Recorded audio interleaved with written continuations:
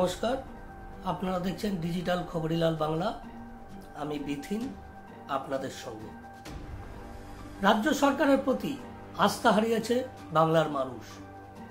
সংবাদ সংস্থাকে দেওয়া সাক্ষাৎকারে এমনই মন্তব্য করলেন রাজ্যপাল সিবি আনন্দ বোস। ফের একবার সম্মুখ সমরে রাজভবন নবান্ন।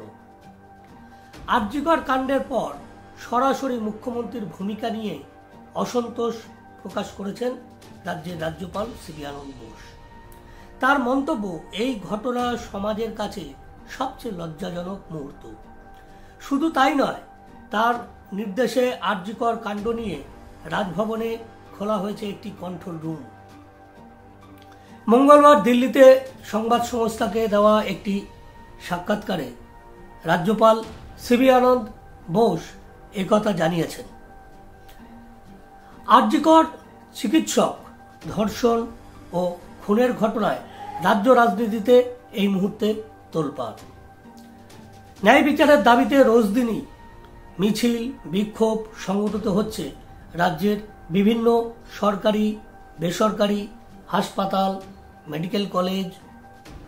সাধারণ মানুষ, বিভিন্ন সংগঠন, রাজনৈতিক বিরোধী দলগুলি তারা মিছিল মিটিং করছেন। মুখ্যমন্ত্রী মমতা বন্দ্যোপাধ্যায়ও মিছিল করেছেন, বক্তৃতাও রেখেছেন সেখানে।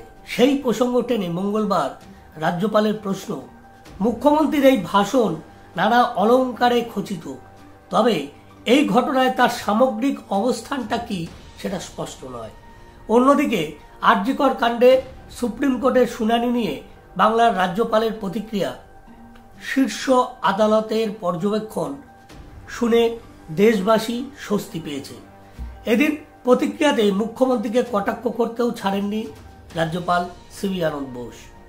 সংবাদ সংস্থাকে দেওয়া তার সাক্ষাৎকারে তিনি বলেছেন, এই মুহূর্তে বাংলার অবস্থা যথেষ্ট উদ্বেগজনক।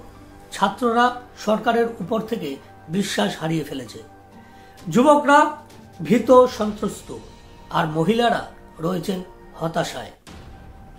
নাগরিকদের সুরক্ষা দেওয়া সরকারের দায়িত্ব, কিন্তু এই ঘটনার পর প্রশ্ন উঠেছে সরকারের ভূমিকা নিয়ে। সাম্প্রতিক ঘটনাটি চোখে আঙুল দিয়ে দেখিয়ে দিয়েছে সরকারের গাফিলতি কোথায়।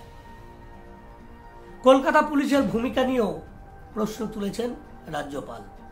তার মতে, কলকাতা পুলিশ দুর্নীতিগ্রস্ত এবং রাজনৈতিক মদতপুষ্ট, আর সে কারণেই তিনি মঙ্গলবার থেকে রাজভবনে বিশেষ একটি কন্ট্রোল রুম চালু করেছেন।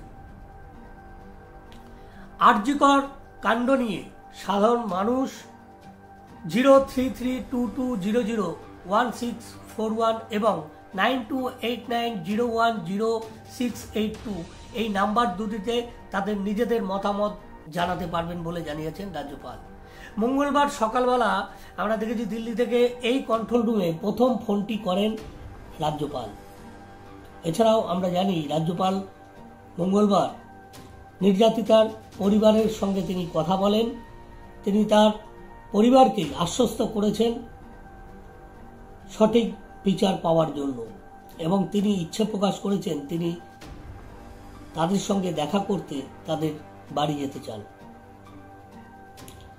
উপাচার্যের নির্দেশে এই মুহূর্তে কিন্তু আমরা জানি যে রাজ্যের বিভিন্ন কলেজগুলিতে এই মুহূর্তে আচার্যের নির্দেশে মহিলাদের নিরাপত্তা সুনিশ্চিত করতে বলা হয়েছে উপাচার্যদের।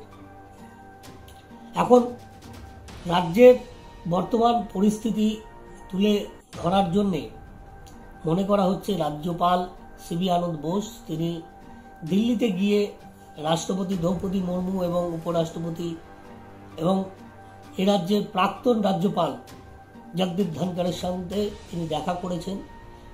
মনে করা হচ্ছে তিনি তাদের কাছে রাজ্যের বর্তমান পরিস্থিতি তুলে ধরার চেষ্টা করেছেন। এসব তো ঠিকই আছে, তিনি তার সাংবিধানিক পদ থেকে যথেষ্ট চিন্তিত এই বিষয়টিকে নিয়ে, তিনি তার মতো করে চলছেন। কিন্তু রাজ্যের মানুষ এই মুহূর্তে দাঁড়িয়ে বিশ্বাস করুন, তারা আর রাজভবন নবান্নের এই সম্মুখ সমর এই মুহূর্তে অন্তত দেখতে যথেষ্ট উৎসাহী নয়।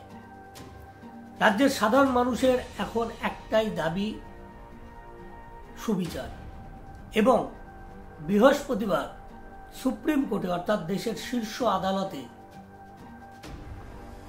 সিবিআই এর তরফ থেকে কি প্রমাণ, কি নথি তুলে দেওয়া হয় সেই দিকেই কিন্তু তাকিয়ে রাজ্যের সাধারণ মানুষ।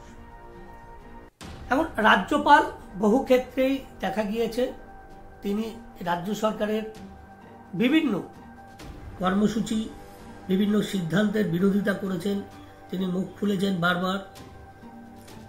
এক্ষেত্রেও তার অন্যথা কিছু নেই, তাই এটাকে বিশেষ আলাদা করে কিছু দেখার কিছু নেই। কিন্তু বিষয়টা হচ্ছে যে তিনি এই মুহূর্তে দিল্লিতে রয়েছেন, তিনি ইতিমধ্যেই রাষ্ট্রপতি, উপরাষ্ট্রপতির সাথে দেখা করেছেন, সম্ভাবনা রয়েছে স্বরাষ্ট্রমন্ত্রী অমিত শাহর সঙ্গে তিনি দেখা করতে পারেন। এদিকে রাজনৈতিক মহল মনে করছে যে এটা কিন্তু রাজ্যের ক্ষেত্রে একটা যথেষ্ট অশনির সংকেত। আগামী দিনে রাজ্য পরিচালনা ক্ষেত্রে রাজ্যের শাসনভার, আইন শৃঙ্খলা বারবার প্রশ্নচিহ্নের সামনে উঠছে। সেই জায়গায় দাঁড়িয়ে রাজ্যপালের বারবার দিল্লিতে ছুটে যাওয়া, এটা কিসের ইঙ্গিত? এই প্রশ্নটা যেমন বারবার উঠছে।